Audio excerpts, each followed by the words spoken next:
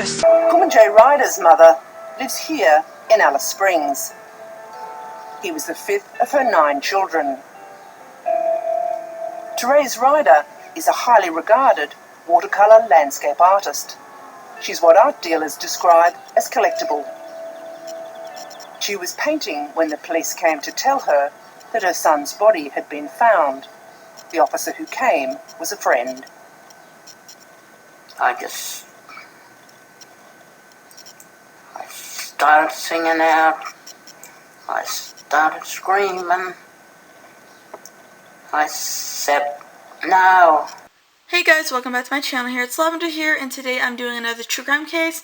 Today I'm doing the true crime case of the hate crime murder of, I don't know how to say his name, Ryder story. Sorry, I don't want to mispronounce his name. This case has been featured in a number of media and TV. I think, if I'm pretty correct or sure, I'm pretty sure it was featured in a ABC episode in 2010 called A Dog Act. I think, like in Australia, like a news coverage case, a documentary thing. So yeah, let's get on to the true crime story leading up to the event. So on to the story. The last time Therese Ryder, the mother of the victim, saw her son, Ryder, who was 33 at the time, was when he was dancing to country music. He'd just returned from the Trinbago, George, where he worked as a trainee ranger and was singing and clapping to his favorite tunes before a beery night out on the town. The next morning, an old school friend of her son's knocked on the door. He was a police officer. He became a police officer and told her the horrific news that a body had been found and it was her son. The mother and her family, sitting on the floor, were wailing and crying very loudly. That finally triggered Jade's tears. But I think Jade, by the way, is his former fiance, the victim's. But there was mystery too. How did the victim come to having abrasions and swelling on his face, arms, forehead, and leg, and a 3-centimeter laceration on the back of his head? He wasn't the violent kind. He had never been in trouble with the law or the police. Perhaps they thought he had been in a car accident or a car crash. Soon the police came in with a darker news and a darker theory. They believed that the victim had been murdered. In the streets of Alice Springs, there were whispers and talks. Some heard rumors of white men fleeing the scene and that it was a hate crime. Aden Keaton, Timothy Hurd, Joshua Spears, and Glenn Swain, and Scott Dooley. The 5 men have been partying throughout the night on July 24, 2009, with all but one person who was heavily intoxicated. At the time, Justice Martin and Clayton had no initial intention of harassing Aboriginal campers, but the journey soon turned a volatile, violent turn as he drove at a speed to within a meter of an elderly Aboriginal man who could not run away in time. Minutes later, he drove over the top of swag of the elderly man, who had by then managed to get out of harm's way.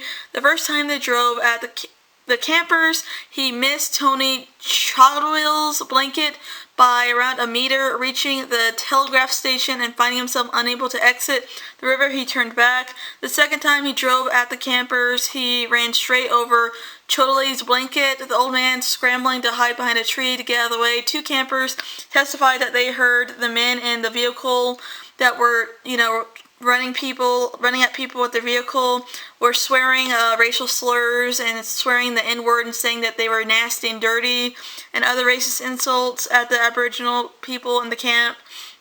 The men left the riverbed and picked up a pistol with blank ammunition at one of their houses before returning to the area, where they started firing the gun to scare the campers.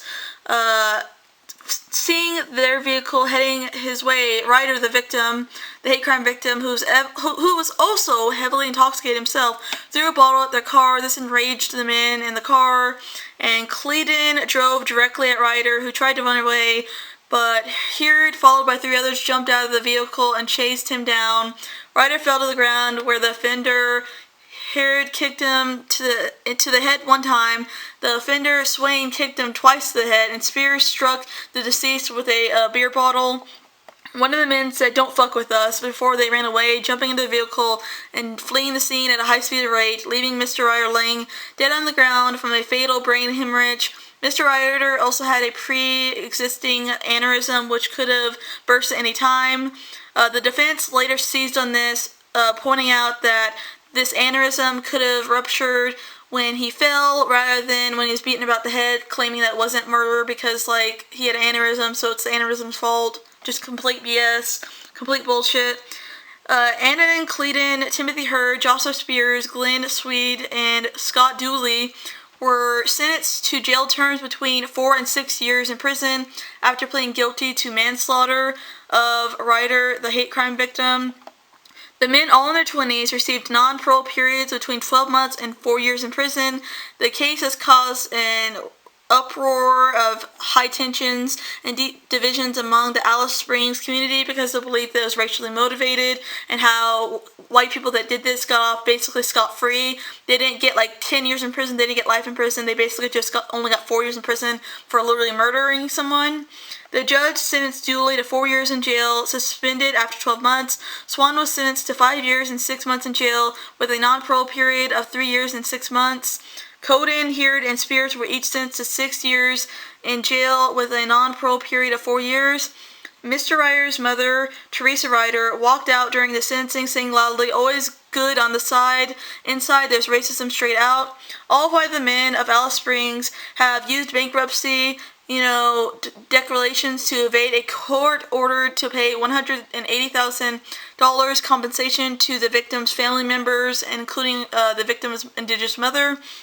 Miss Ryder has suffered twice over. Another son went missing after Ryder's death, and his remains were only recently found, which is really sad. That's why I want to talk about this case, because not many people know about it, and it's like a very active injustice case. So if you guys like this video, don't forget to comment, like, and subscribe. Bye guys, see you next video.